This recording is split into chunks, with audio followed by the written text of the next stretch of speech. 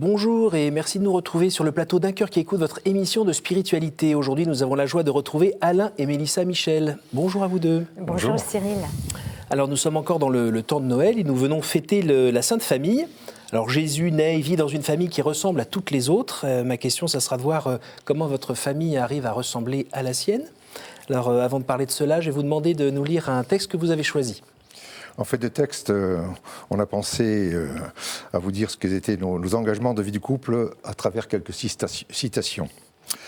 Elles reflètent nos engagements spirituels au sein des équipes Notre-Dame depuis 1977 et nos engagements dans la cité comme responsable des associations familiales catholiques, pastorale familiale, observatoire sociopolitique diocésain. C'est aussi dans ce cadre que nous avons conduit dans la joie et l'allégresse une délégation de 21 personnes à la rencontre mondiale des familles à Philadelphie en septembre dernier. Voilà, et Saint Pierre nous exhorte à rendre compte de l'espérance qui est en nous. Et Charles de Foucault lui répond « Je ferai tout ce que je pourrai, et le bon Dieu fera tout ce qu'il voudra ». Alors comme on vient de l'entendre avec votre joli accent, vous n'êtes pas complètement natif de France. Vous êtes originaire de Californie, USA, côte ouest. D'accord. Et vous êtes en France depuis ? Toujours. Depuis toujours ? Depuis 40 ans, depuis 1975. Vous pouvez nous raconter un petit peu comment vous êtes retrouvés à traverser l'océan ? Dans une soirée de la Marine nationale à Toulon. Voilà. Auparavant, vous aviez le désir de venir en France depuis un petit moment ? Oui, depuis longtemps, parce que j'ai voulu faire une licence de lettres françaises. J'avais décidé ça quand j'avais 15-16 ans. Je me souviens, j'avais un petit groupe du lycée qui partait en France l'année de ma seconde. Bon, ça coûtait un peu de sous, on n'en avait pas assez avec les parents. Donc je m'étais dit, moi je ferai une licence de lettres et je partirai 1 an en France. Finalement, je suis partie pour 1 an et je suis restée 2 ans. Ce qui vous attirait en France, c'était quoi, principalement ? Peut-être en un premier temps, Cyril, toutes les images d'Épinal. Il y a quand même la culture française, les parfums, les vins, la Tour Eiffel et Notre-Dame quand même, la cathédrale à Paris. Voilà. Vous-même, de votre côté, alors vous êtes originaire du sud de la France ? Tout à fait, je suis bayonnais d'origine. Et j'ai atterri à Toulon pour faire mon service militaire. Et c'est là où j'ai rencontré mon épouse. Vous êtes à une époque où je me trouvais particulièrement bien, parce que je me souviens, j'avais 28 ans à l'époque, et je commençais à me complaire dans ma vie de célibataire, parce que je vivais avec des officiers de marine, dans des maisons extraordinaires, enfin, voilà, et on menait une belle vie, et c'est juste à ce moment-là que... Panique. Vous êtes originaire d'une famille de militaires ? Voilà, tout à fait, des militaires, et j'ai même 2 oncles religieux, une tante qui était religieuse, parce que ma mère était d'une famille de 11 enfants, donc... Et donc, c'est dans ce contexte-là que j'ai trouvé une Américaine sur mon passage, alors que je n'étais pas du tout destiné à épouser une étrangère. C'est ce que j'avais dit d'ailleurs à mes colocataires. Les étrangères, ça ne m'intéresse pas du tout. Et puis, la Providence a fait que j'ai changé d'avis. Alors, juste avant de vous rencontrer, la trajectoire spirituelle de chacun, c'est quoi ? Vous êtes d'un milieu plutôt catholique ? Oui, moi j'étais élevé dans le milieu catholique, bien évidemment, avec toute ma jeunesse passée en formation avec les frères des écoles chrétiennes, en particulier le scoutisme, les louveteaux, scoutisme, etc., jusqu'à l'âge de 16 ans où j'ai quitté Bayonne pour partir au Prytanée militaire de la Flèche. S'il vous plaît. Voilà, je suis donc un Brussion. Et quand vous pensez à cette époque-là, la foi que vous aviez, c'était plutôt du bout des lèvres, c'était une foi plutôt sociale ? Non, à cette époque-là, ça allait bien. Bon, quand je suis arrivé à la Flèche, je me suis retrouvé avec des jeunes qui n'avaient pas du tout la foi, d'autres qui en avaient. Enfin bon, ça a commencé un petit peu à brasser de tous les côtés. Et c'est là où, généralement, à cet âge-là, on commence à se poser les bonnes questions, les vraies questions. Mais ça met du temps. Et là, il faut tomber aussi avec des personnes qui vous aident à trouver les bonnes réponses. Oui et non, ça dépend. Disons que ça prend du temps. Quand de l'âge de 17 ans jusqu'à l'âge de 28 ans, j'étais en recherche, disons.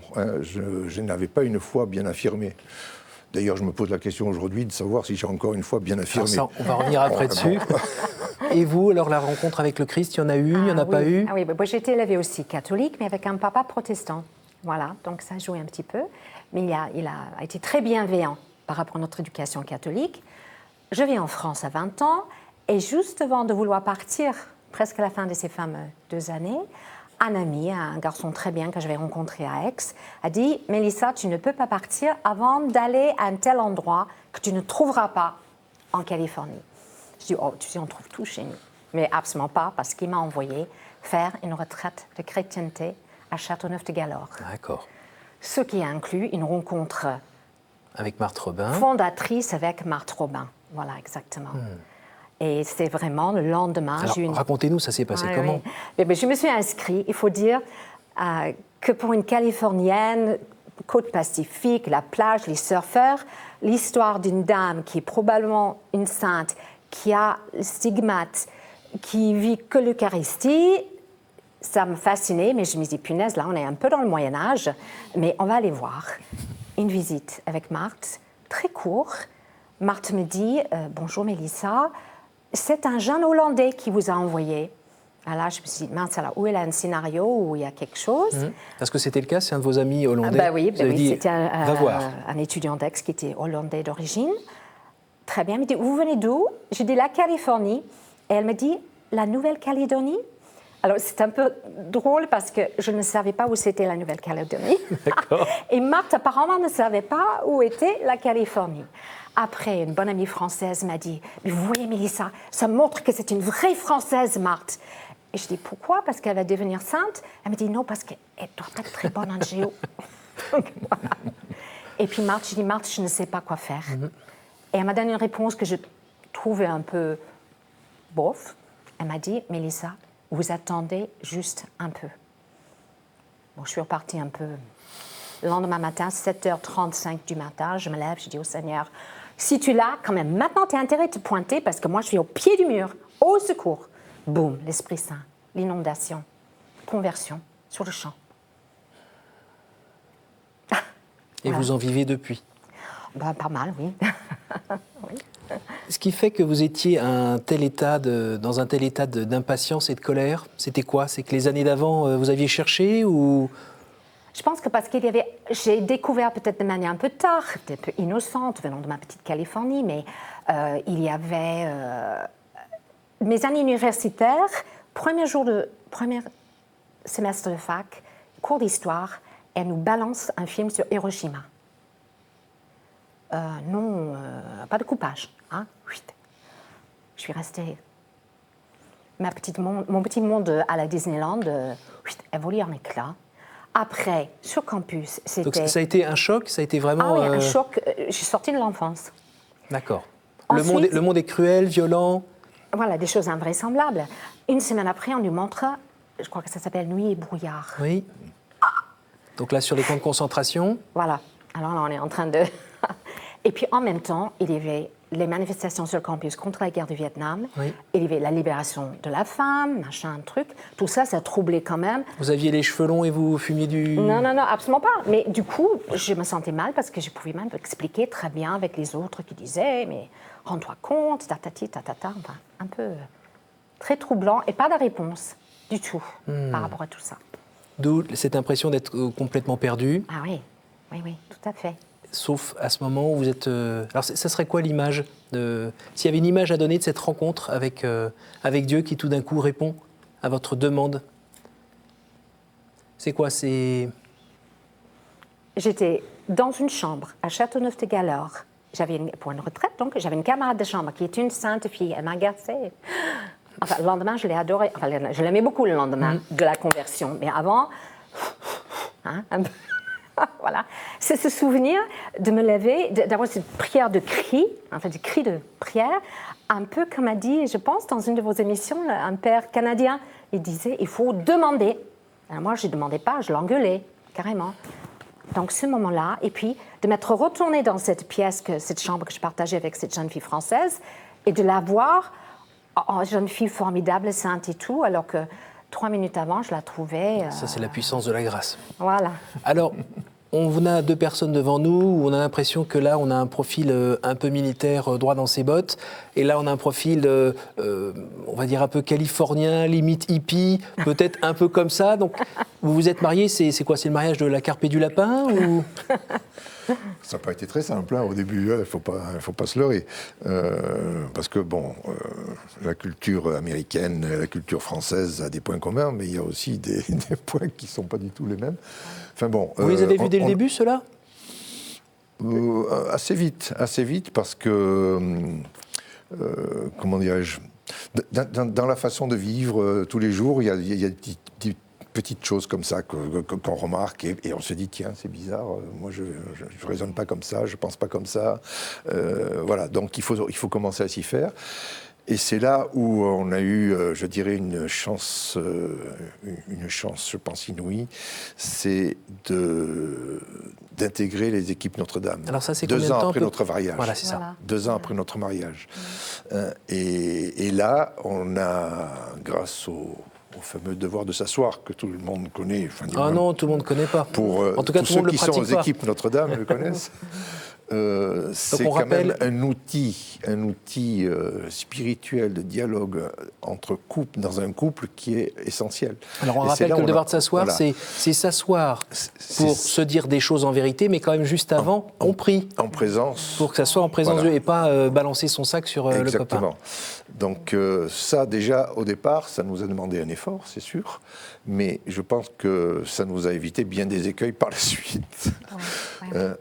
Période rendue aussi un peu difficile parce que finalement, les enfants n'arrivaient pas tout de suite ou des choses aussi comme ça qui ont compliqué un peu votre vie? Oui, un départ un peu difficile. Moi, j'étais toute seule, sans parents, à moi, j'entends. Pourtant, vous êtes mariée...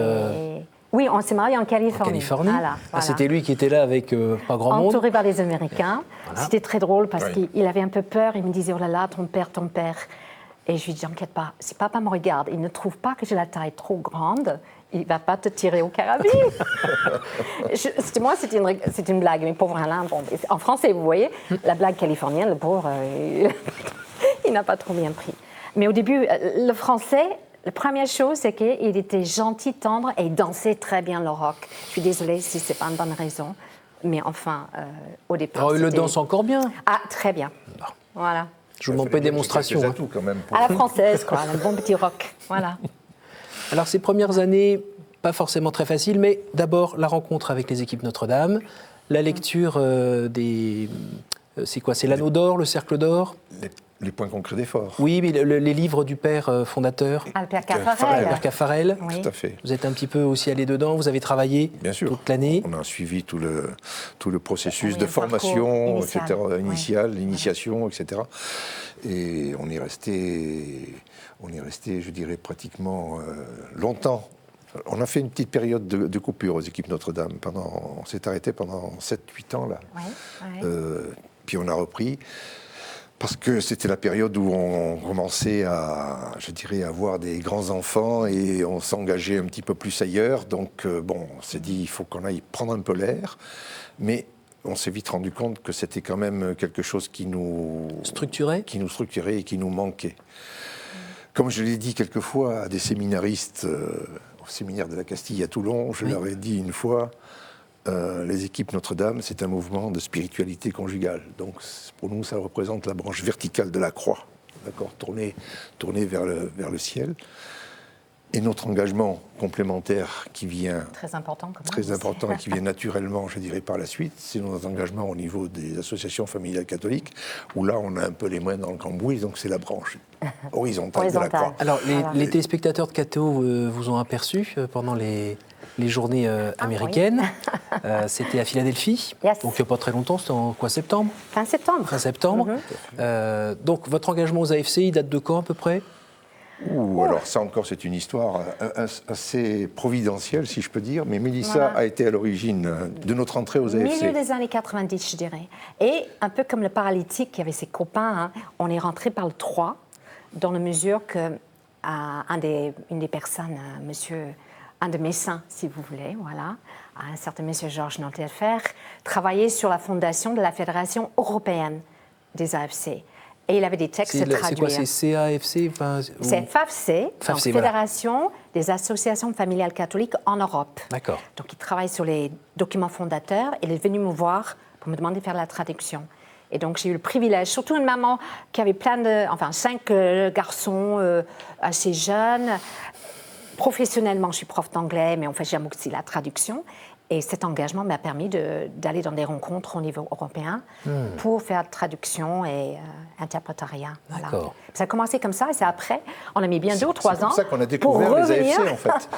Parce que jusque-là, les AFC, on n'en avait jamais entendu parler. Ouais. D'accord. Ouais. Même en étant aux équipes Notre-Dame, on ne connaissait pas. Et là, il y avait un désir d'engagement, de donner de son temps, de son énergie pour les associations familiales catholiques, c'est-à-dire défendre quoi?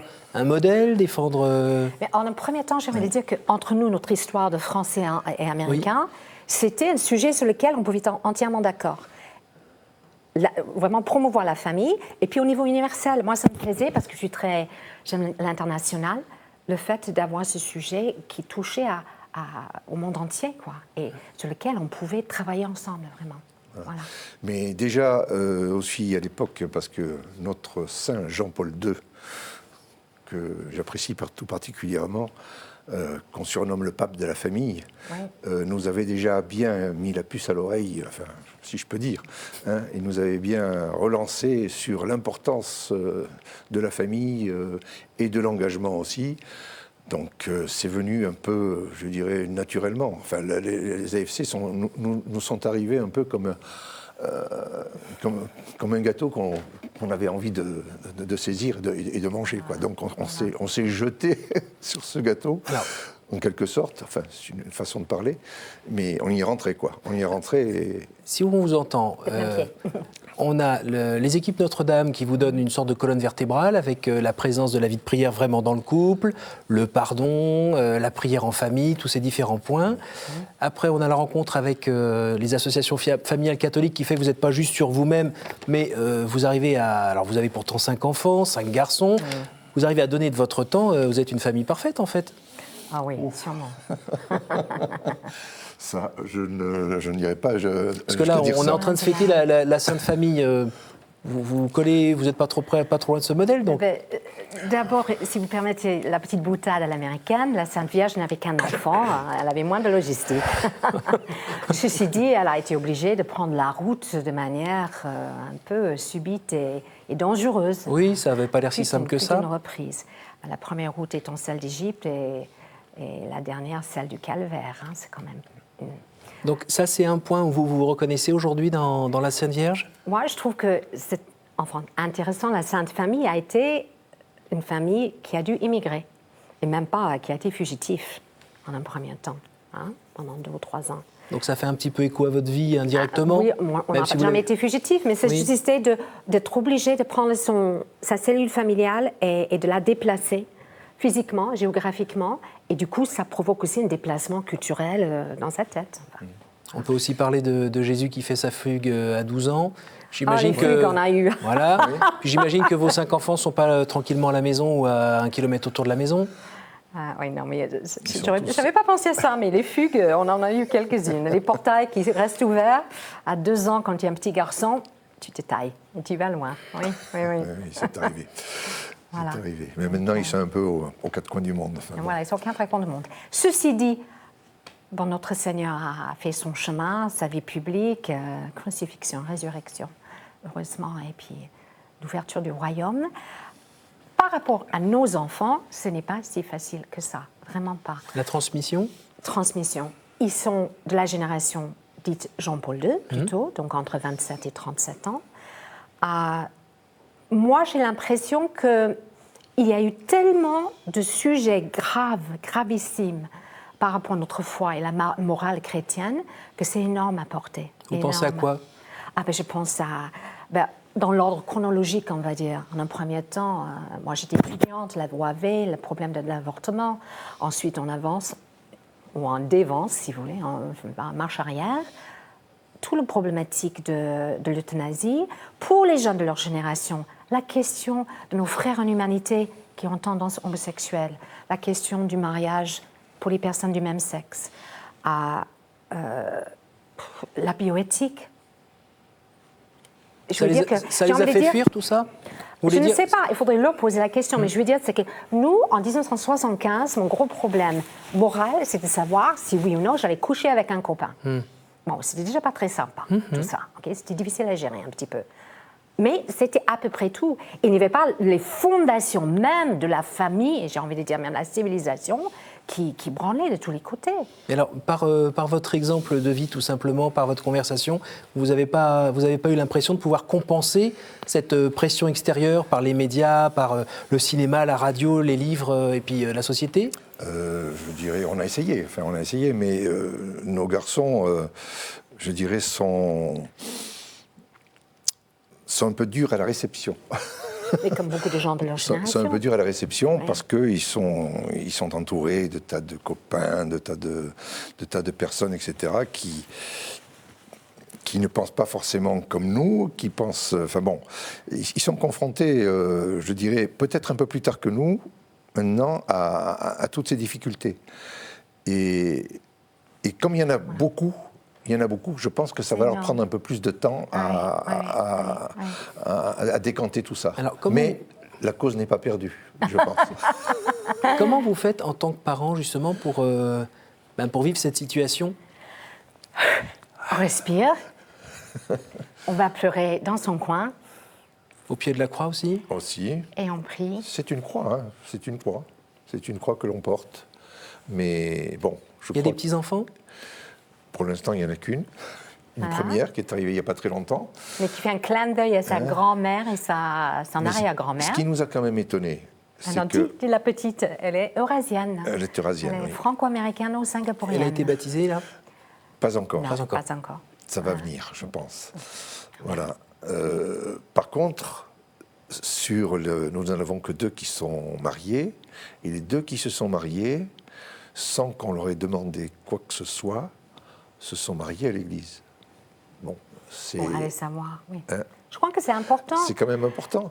Et je peux dire qu'ils ont préparé leur mariage seuls, de leur côté, sans notre aide. Ils ne nous ont pas demandé quoi que ce soit. C'est quand même étonnant. C'est un peu leur âge aussi, parce que les gens se marient plus tard. Alors quand on vous entend, sans vouloir vous insulter, on entend beaucoup de couples qui sont aussi dans cette situation-là, qui vivent ça plus ou moins bien, et puis qui de temps en temps se disent qu'est-ce qu'on n'a pas fait, qu'est-ce qu'on n'a pas pu transmettre, et quand on leur parle de la Sainte Famille, pour eux c'est un modèle qui est stratosphérique. Vous, comment vous gérez cette distance entre, j'ai envie de dire, ce qu'on aimerait être et ce qu'on est? Difficilement. Non, mais je pense que c'est vraiment... Et puis surtout, les textes qui sortent maintenant, les 2 dernières encycliques de Pape François, il nous a fait suivre ça par la bulle, ou le bulle, je ne sais pas, sur l'année de la miséricorde. Là-dedans, il y a beaucoup de miséricorde, beaucoup de patience, beaucoup d'encouragement. Donc moi, je les ai lus, je vais les relire. Je prends là-dedans vraiment beaucoup d'espérance. Puis je pense souvent à Sainte Monique. Mes amis disent, oui, mais regardez, elle nous a fait un Augustin. Donc il faut prendre courage et être toujours dans la joie. Mais c'est difficile. Aux grandes fêtes, c'est difficile. Et de votre côté? Moi, je me réfère souvent à Saint Joseph, qui était l'homme un peu de l'ombre, parce que Saint Joseph, on n'entend pas beaucoup parler de lui dans les Écritures, parce qu'il a accepté, il a avalé quand même des couleuvres à l'époque. Bon, moi j'en ai avalé peut-être un peu, mais pas autant. Mais n'empêche que, bon... je crois que ce qui me pousse aujourd'hui, c'est un peu les paroles de nos papes qui nous disent la famille, il faut rester, garder l'espérance, il faut surtout pas perdre espoir, parce que sinon on ne vit plus, c'est la mort. Donc voilà, moi je me raccroche à ça et j'espère bien que un jour ou l'autre, on se rapprochera de la Sainte Famille, mais sans jamais l'atteindre. Voilà. Et puis juste une petite chose, Cyril, je suis de plus en plus convaincue que pour les jeunes de cette génération et les futurs, la réponse, ce n'est pas dans les arguments. On peut s'expliquer sur tous ces sujets que nous avons évoqués. C'est vraiment dans la rencontre personnelle de Jésus-Christ. Et pour ça, on prie. On prie tous les matins ça. Tout à fait. Hein? On évoque leurs saints tous les matins. Ils ne le savent Avec pas. les saints, Enfin, ils le savent, ils ne le savent les pas. saintes de leurs petites épouses, la petite fille. Je pense que la rencontre fera énormément. Et vous avez une prière que vous lisez régulièrement? Alors, on a reçu une prière lors de notre passage à Philadelphie, lors de la rencontre mondiale des familles, qui nous a été donnée par notre hôte, notre famille d'accueil, qui est assez extraordinaire parce qu'elle s'est tombée en plein dans le sujet que nous vivons, qui est une prière pour les parents, des parents pour la foi de leurs enfants. Écoutez, pour finir cette émission, je vous invite à nous la lire. Oui. Alors. Voilà, ok. Vous pouvez même la lire ensemble, hein, si vous voulez. Voilà. Okay. Ça va être difficile. Ô Marie, Mère du Verbe incarné, vous qui avez été choisie par Dieu pour donner la vie au Fils de l'homme et pour être témoin de sa mort sur la croix, vous qui avez connu sur cette terre et les joies et les peines d'être mère, entendez les prières des parents qui craignent que leurs enfants ne perdent la foi. Accordez-nous, qui sommes parents, le don de force, que nous puissions nous confronter avec amour à nos enfants qui risquent de perdre la foi, les dons de sagesse et d'intelligence, que nous puissions leur expliquer que votre Fils a les paroles de la vie éternelle, les dons de patience et de conseil, que nous puissions les accompagner lorsqu'ils souffrent de leurs propres erreurs, le don de piété et les vertus, que nous puissions vivre une vie qui mérite d'être imitée, et une longue vie, que nous puissions continuer de les guider sur le chemin de votre Fils. Accordez à nos enfants des enseignants dévoués qui nous soutiendront dans notre mission, des frères et sœurs fidèles qui les protégeront et les guideront lorsque nous retournerons vers le Père, des époux qui les aideront à vivifier et approfondir leur foi, et de vrais amis qui ennobliront leur vie.